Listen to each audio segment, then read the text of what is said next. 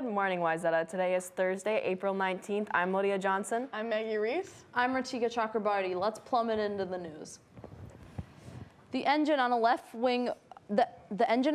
wing broke in mid-flight on Southwest Airlines Flight 1380. The plane was pitched at an angle of more than 40 degrees for a few unnerving seconds before it leveled out and began an emergency descent. National Transportation Safety Board Chairman Robert Sumwalt told reporters Wednesday in Philadelphia. The plane was ascending past 32,500 feet Tuesday morning, and 144 passengers were settled in for a 3-hour flight when a fan blade in the number 1 engine apparently broke. A window next to the passenger in row 14 shattered, and she was sucked into the hole while other passengers struggled to pull her back into the cabin. The woman, identified as Jennifer Riordan of Albuquerque, New Mexico, died at the hospital. Several other people had minor injuries. When Louisiana's Fabiana LeFleur decided to make her own bikini, she hopped right into it, which makes sense since she used frogs as the material. The 28-year-old LeFleur lives in Henderson, Louisiana, and grew up hunting and fishing around the bayou. Her father taught her not to waste anything from an animal. She recently decided to apply her father's advice to amphibians. I went out hunting and caught 7 frogs. After removing the meat for a meal, she sewed the animals together into an eye-catching swimsuit. Photos of LeFleur in the swimsuit are going viral since posted on the internet. The old Cuban fighters gathered under cloudless South Florida sky and belted out 2 national anthems. The veterans of the Assault Brigade 2506 assembled in the heart of Miami's Little Havana neighborhood, as they have done every year for nearly 6 decades, to commemorate the lives lost on April 17, 1961, when they invaded Cuba's Bay of Pigs in a failed attempt to depose Fidel Castro. Now Fidel is dead, and Raul Castro, his brother, is expected on Thursday to hand the presidency to Miguel Diaz-Canel Bermudez, his political heir from the next generation of communist leadership. The Cuban exiles, their numbers dwindling and still unable to go home, have been watching the transition of power from afar, disheartened and disappointed with the growing awareness that they will probably not live to see the free Cuba they spent their lives fighting for.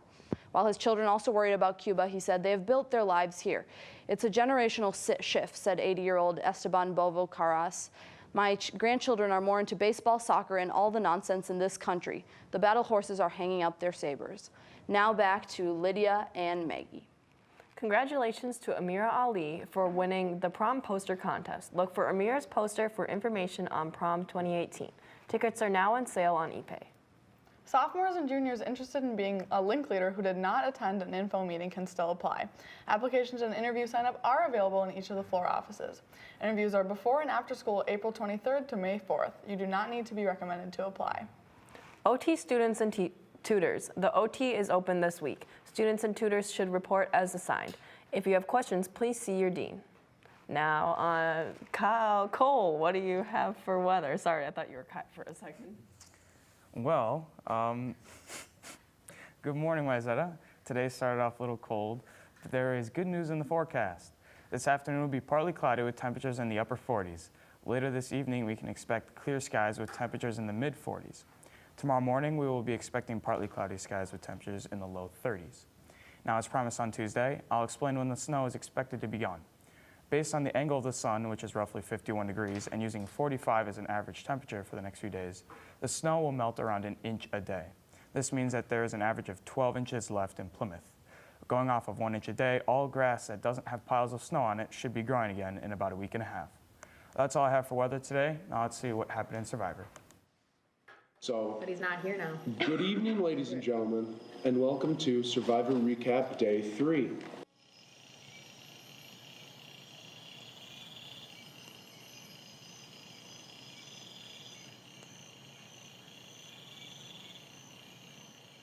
Yeah, okay, take it away. So, the Midnight Challenge was at like 1 a.m. and everyone was still awake because somebody may or may not have said, "See you at the Midnight Chow" in a hallway. It wasn't me. It was not me. I did a whole costume change and everything, and I didn't really get to do much. When did they film that? I don't remember that. Anyway, and at my time, they had a selfie challenge where they had to run around, take a selfie with people, post it on Twitter using the hashtag Wayzata Survivor 18, which people kind of messed up on, from what I heard. Claire, that's a good one. You didn't use that once, so Ashley got 0 points for that then. Okay, then it's cup stacking. Yes. What about it? It was cool. They stacked some cups. Well, there goes. Oh no, why is this the footage they choose to show? I'm not even playing. I haven't seen this. No. Okay, you made a mistake there. I made plenty of mistakes. Kai, I want you to know. Ashley's gross. All right, yeah, okay. Tell me, everyone, this is where we make the call. Did the top one get on? No. Never did. No, that never got on. That never got on. So now we're on to that point of the night where stuff gets a little emotional. Can you stop throwing things? I had a problem with it today. Yeah, so the elimination tonight is actually a mixture of, this one, that's right, is a mixture of, I liked it. It's a mixture of, we're gonna have voting off and the lowest scoring team is going off. And the losing team with 28 points would be Claire and Audrey. Valiant.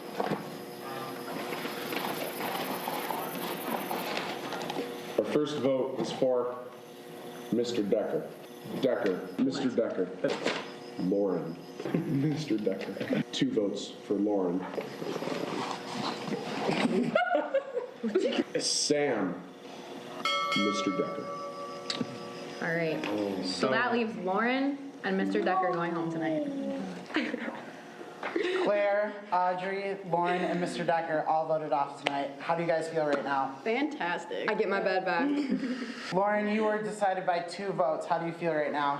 I know exactly who voted me off, but so I believe that Grace did me very dirty, so I'm gonna give a little karma back. I know, Grace, that you have the immunity. So to all the others out there that have the advantage, take it to your advantage, because we made a truce and she didn't keep up to that truce. So here you are, Grace. Mr. Decker, did you feel the pressure building up against you? Well, I knew there was a vast conspiracy among the students to get rid of the adults early this time, which apparently is a newish thing for Survivor. All right, Claire, Audrey, Lauren, and Mr. Decker all voted off tonight. We'll see you tomorrow, 9 o'clock.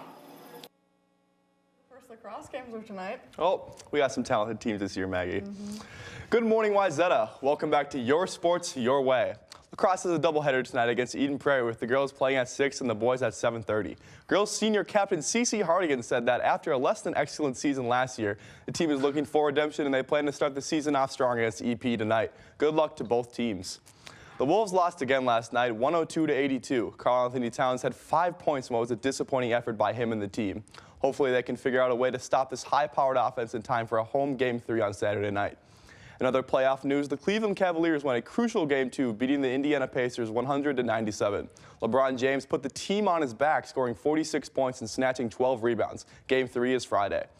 In more saddening news, the wife of Spurs head coach Greg Popovich passed away yesterday morning from a prolonged illness. Superstars Kevin Durant and LeBron James were both at a loss for words when they were given the heartbreaking news. They had 2 grandchildren and were married for 40 years. The Minnesota Twins beat the Cleveland Indians last night 2-1. It took the Twins 16 innings to take down the division rivals, thanks to a walk-off single from longtime minor league player Ryan Lamar, who is currently batting above 500 and could prove to be a crucial piece for the Twins team if given the opportunity. That's all I have for sports. Now back to Maggie and Lydia. If you are interested in spending a week in Washington, D.C., the Close Up Field Trip will be having an informational meeting on Tuesday, April 24th at 6 p.m. in the second floor forum. See Mr. Woods in C421 or Miss Jonas in C406 for more information. Intramural golf registration is now open on the ePay website. The season starts on April 27th and will take place at Hollydale Golf Course on Fridays. Register before April 25th to participate. Hart is hosting their annual benefit concert on Friday, May 11th, and is looking for bands to perform. If you are at all interested, please email whshart@gmail.com by April 25th. They will get back to you as soon as possible with further questions. That's all for the show today. On behalf of the Wayzata technical crew, Ratika Chakrabarty, Cole Wire, I'm Lydia Johnson. I'm Maggie Reese. And I'm Tyler Knably. Have a good day, Wayzata.